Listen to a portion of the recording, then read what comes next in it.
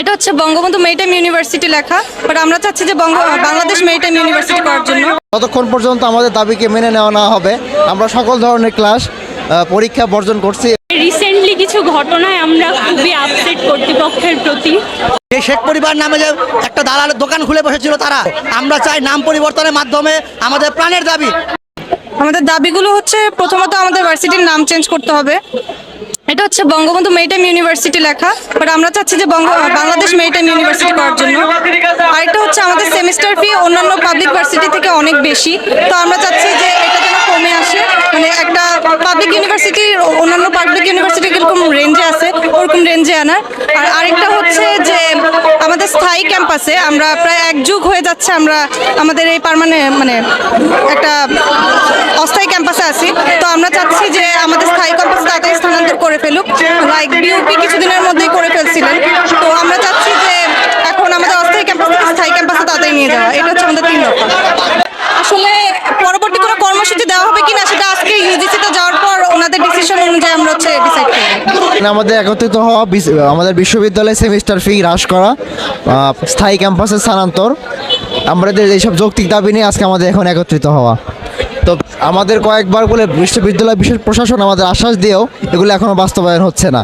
সেজন্য আমাদের আজকে ইউজিসিতে লং মার্চ টু ইউজিসিসি এই নিয়েই আজকে আমরা এখানে এতজন সমর্থিত হয়েছি, যেন আমাদের দাবিগুলো বাস্তবায়ন হয়, এটা আমাদের আজকের দাবি ছিল। সেক্ষেত্রে পরবর্তী কর্মসূচি আমাদের এখনও আমাদের যারা সিনিয়র আছে তাদের থেকে জানিয়ে দেওয়া হবে। তবে আমরা এইটুকু বলতে চাই, যতক্ষণ পর্যন্ত আমাদের দাবিকে মেনে নেওয়া না হবে, আমরা সকল ধরনের ক্লাস পরীক্ষা বর্জন করছি এবং বিশ্ববিদ্যালয়কে তালা ঝুলিয়ে বন্ধ ঘোষণা করা হবে। আমাদের অনেকগুলো দাবি আছে, তার মধ্যে মোটামুটি প্রথমত আমাদের সেমিস্টার ফি অনেক বেশি। বাংলাদেশের 55টা পাবলিক ভার্সিটি, আমরা পাবলিক, তার উপরে বিশেষায়িত, তারপরেও আমাদের যেখানে বিশেষায়িত হওয়ার কারণে আমাদের মানে বেতন কম হওয়ার কথা, সেখানে আমাদের সেমিস্টার ফি দ্বিগুণের থেকেও বেশি। এছাড়া আমাদের পার্মানেন্ট ক্যাম্পাস নেই, প্রায় 12 বছর হয়ে গেল ভার্সিটির, তারপরেও আমাদের পার্মানেন্ট ক্যাম্পাস এখন অবধি হয়নি। আমাদের ক্লাসরুমগুলোতে সংকট আছে। এরপরে রিসেন্টলি কিছু ঘটনায় আমরা খুবই আপসেট কর্তৃপক্ষের প্রতি।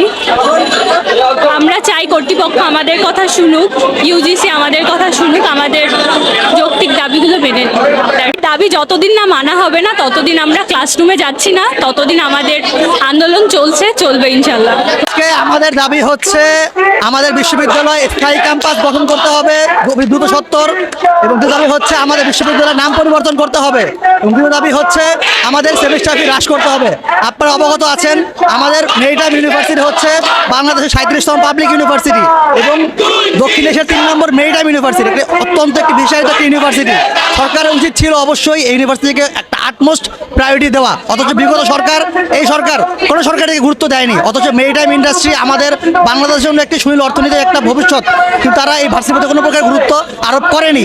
আমাদের অন্য পাবলিক বিশ্ববিদ্যালয় সেমিস্টার ফির সাথে আমরা দেখি, সেখানে সেমিস্টার ফি সর্বোচ্চ দেখা যায় যে হচ্ছে 1000 থেকে 5000 টাকার মধ্যে, সেখানে আমাদের সেমিস্টার ফি দাঁড়ায় 12,000 থেকে 14,000 টাকার মধ্যে। 3 গুণ থেকে 4 গুণ আমরা বেশি সেমিস্টার ফি প্রদান করতেছি, কিন্তু কেন? কোনো গ্রাউন্ড নেই এর জন্য।